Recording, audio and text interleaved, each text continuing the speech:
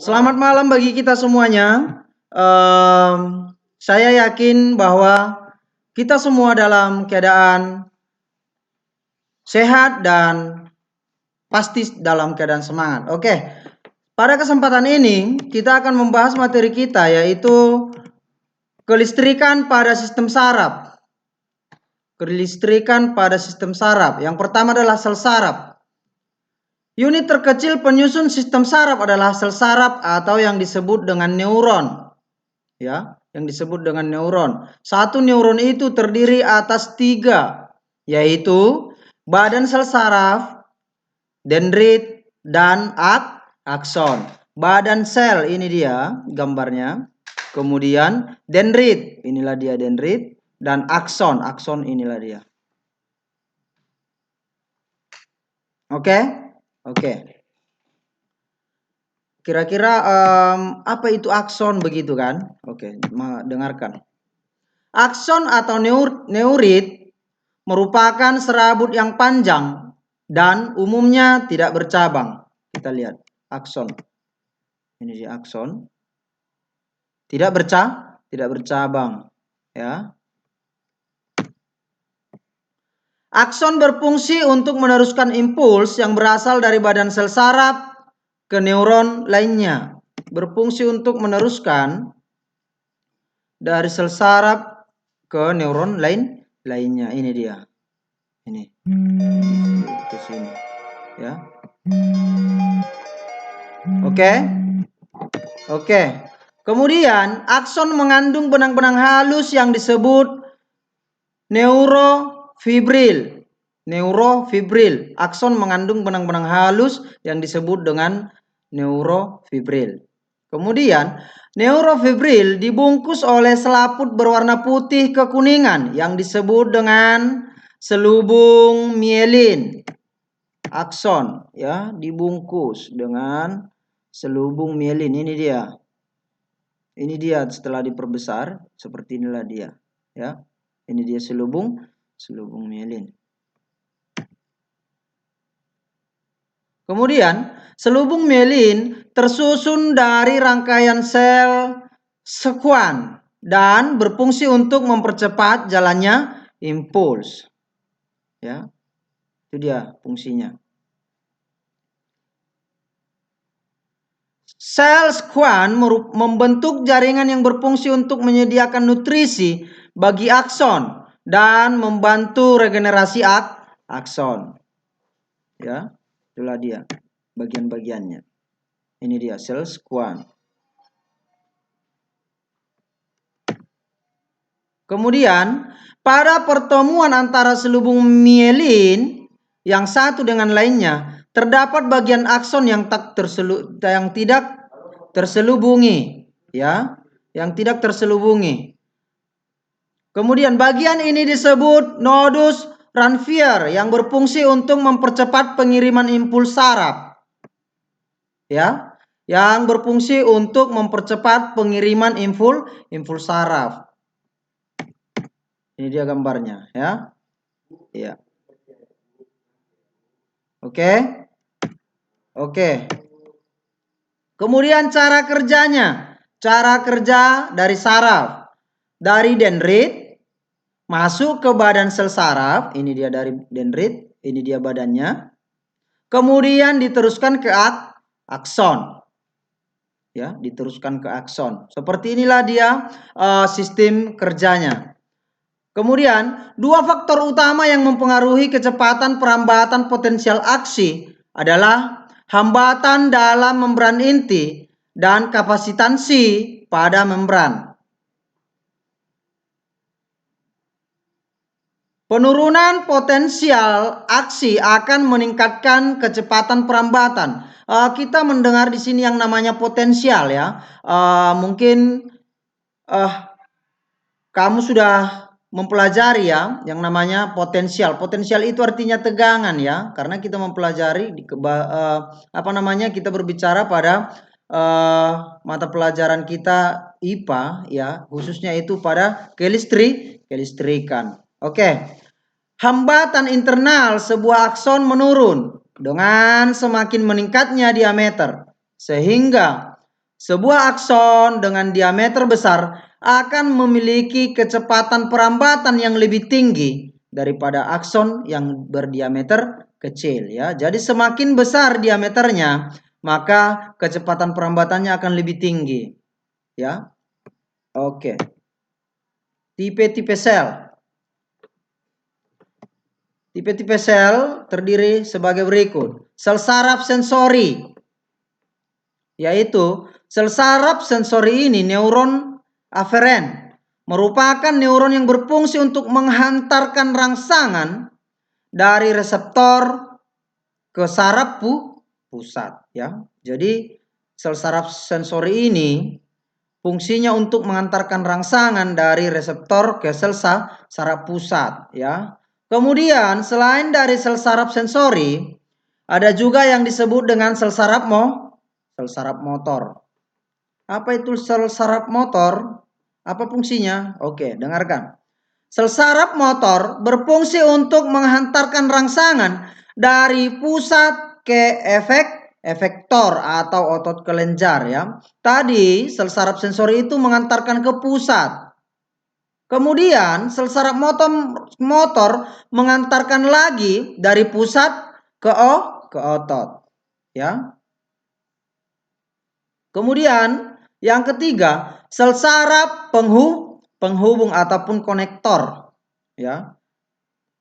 Sel saraf penghubung merupakan penghubung antara neuron yang satu dengan yang lainnya. Jadi konektor ini ya, itu menghubungkan antara neuron yang lain dengan lainnya ya.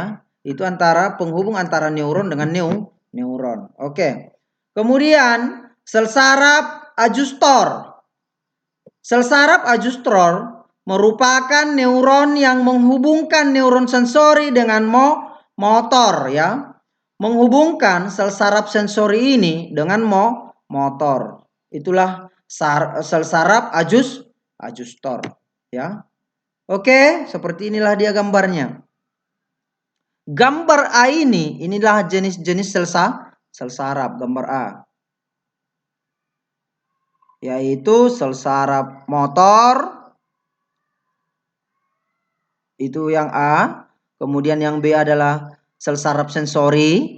Dan yang C ini gambarnya. Inilah sel saraf penghubung. Oke. Oke, kemudian susunan sistem saraf. Seperti ini dia susunannya ya. Sistem saraf pada manusia. Sistem saraf pada manusia itu terdiri dari dua, dibagi atas dua, yaitu sistem saraf pusat dan sistem saraf tepi. Ya, sistem saraf pusat dan sistem saraf tepi. Kemudian sistem saraf pusat itu terdiri atas dua, yaitu untuk otak, kemudian sum-sum lanjutan. Ya. Setelah itu dilanjutkan lagi ke sum-sum tulang belakang. Sementara sistem saraf tepi ini yaitu somatik atau sadar. Kemudian otonom, tidak sadar ya. Inilah susunan sistem saraf kita.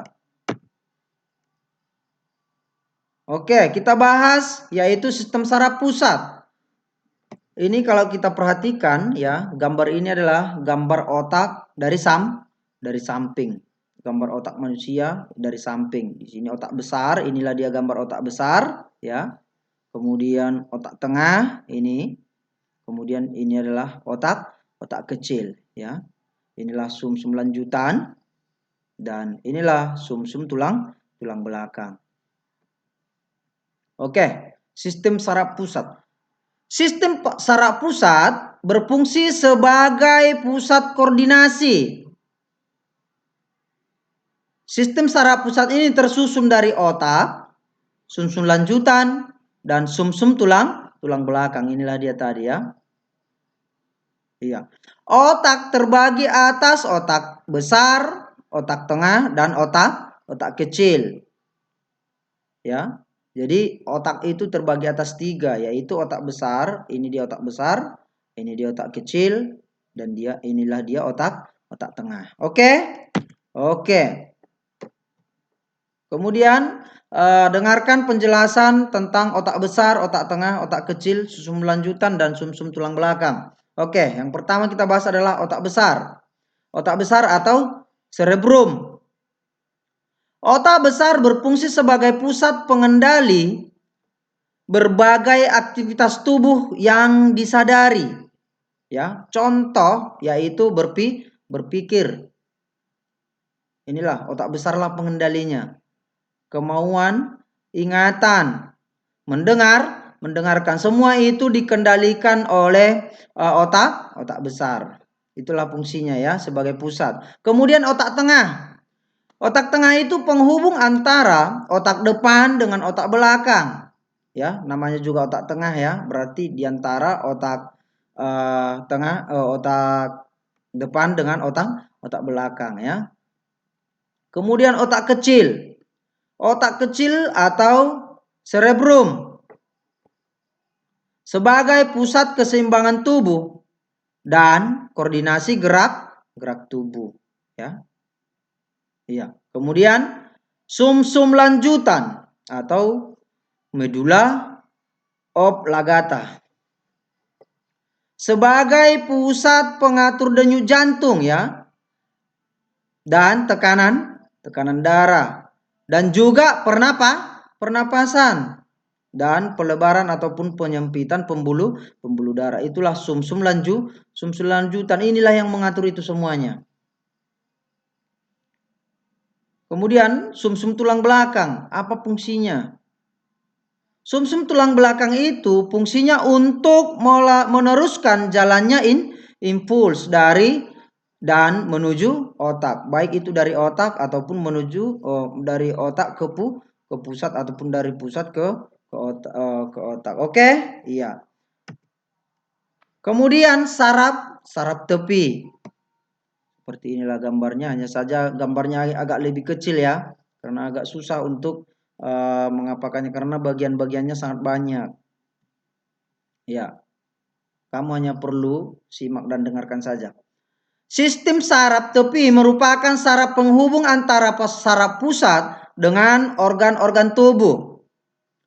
Sistem saraf tepi ini terdiri atas saraf sadar atau somatik dan saraf tidak sadar atau otonom ya. Itulah saraf tepi. Tadi sudah saya tampilkan itu di slide.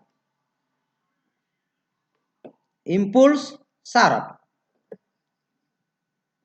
Ada dua macam cara yang dilalui impuls, yaitu jalan panjang dan jalan pendek. Jalan panjang merupakan jalan impuls yang dikendalikan oleh otak berupa kegiatan-kegiatan yang kita sadari. Jadi kegiatan yang kita sadari itu ya, itulah yang dikendalikan oleh otak. Hanya saja itu termasuk jalan panjang ya. Contoh gerak yang disadari, kemudian gerak refleks ya, ketika tanpa kamu sadari, ada gerak yang tanpa kamu sadari. Contoh ketika teman kamu membuat kamu tiba-tiba agak terkejut, drop seperti ini ke muka ya, tanpa kamu sadari, maka mata itu akan refleks sendiri ya, tertutup ya. Itu seperti itulah gerak refleks. Oke, demikianlah penjelasan pada materi kita pada hari ini ya. Tugas kamu adalah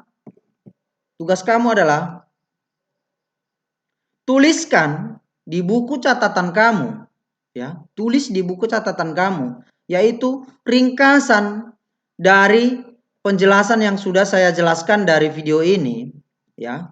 Dan bisa kamu tambahi ya, bisa kamu buat kamu tambahi nanti dari buku paket ya, buku paket kita yang sudah ada ya. Jadi silakan nanti penjelasan yang ada dalam video ini tambahi dia sedikit-sedikit dari buku paket. Nanti sesuaikan dia ya. Oke, mana tahu masih ada yang kurang dari slide ini, nanti kamu cari sebagai buat panduan kamu juga sebagai buku referensi, yaitu buku paket. Oke, demikianlah penjelasan yang bisa saya sampaikan pada saat ini ya. Dan tugas kamu nanti hasilnya kirimkan ke WA pribadi saya. Oke, sekian dari saya. Tetap semangat. Terima kasih.